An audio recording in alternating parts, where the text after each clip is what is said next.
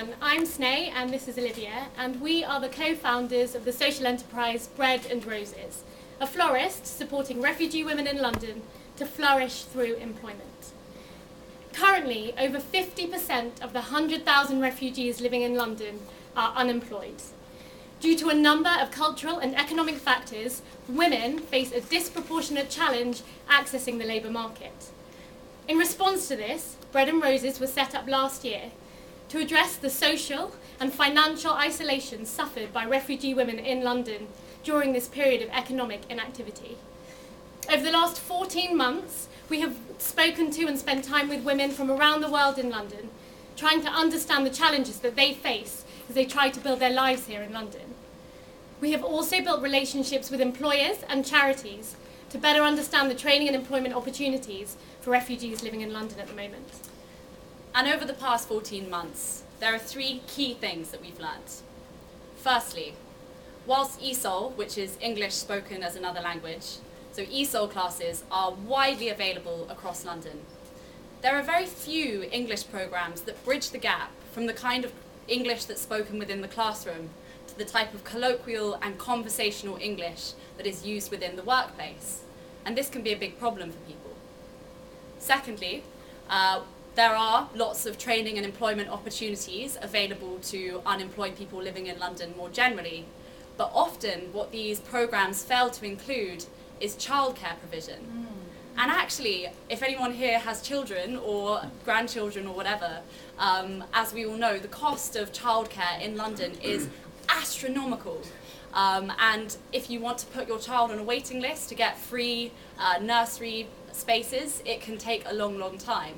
And so what this means for the refugee women that we've met who come from low-income households is that they're often excluded from this type of support whilst they have young children.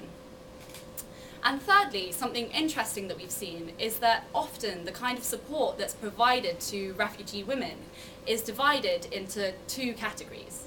So there's the kind of emotional well-being support that we see in lots of grassroots charities, which is fantastic. And what that focuses on is kind of recreational activities delivered in groups that really bring kind of emotional well-being to the women that participate. And then we also see typical employment programs, so CV writing, interview preparation, and opportunity hunting. And that serves a purpose too.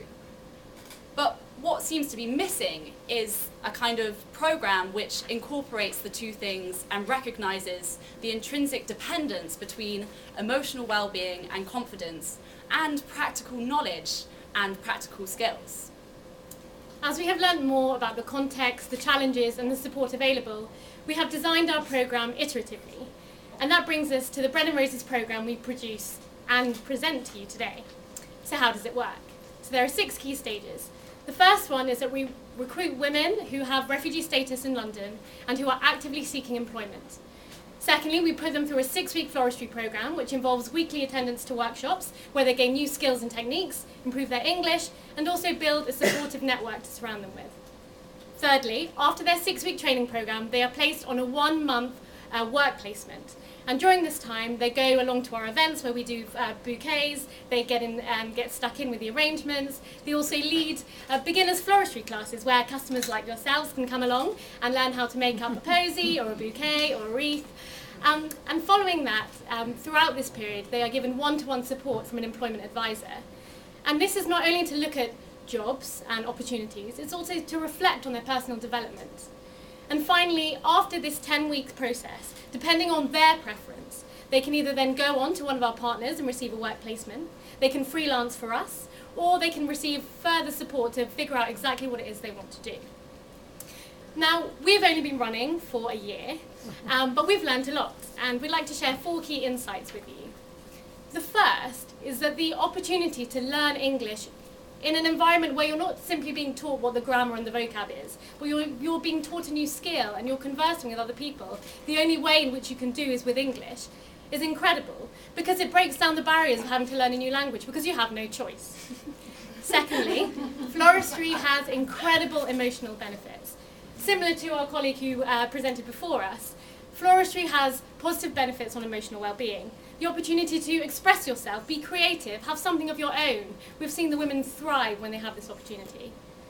Thirdly, bouquets make money, and people like our bouquets. So we are using our flowers to make ourselves financially sustainable. Our bouquets, just as any other florist, we make a certain margin, and we're a not-for-profit. All the money gets reinvested so we can grow our program. And fourthly, bouquets go further than just money. We aren't a lobbying organisation, but we really believe that we want to break down stereotypes. And every bouquet that's received by one of our customers, you can order online, receives a story about one of the women who's made up our bouquets. It's not big, but it's a small story, and it's these things that we believe can break down stereotypes. And I've messed up and not used the clicker, so we've already got to the finances, but the cost that you see behind us is the cost of running 2 programs. So that's a training program which would work with 8 women, so times that by 2 and it's 16 if my maths is correct, £8,500.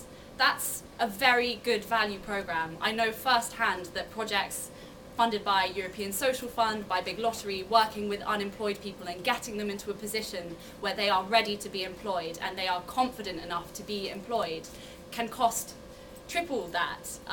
And it's partly subsidised by the cost of our bouquets, and it's also kind of partly subsidised by the fact that we utilise a wide network of volunteers who all bring different skills and expertise.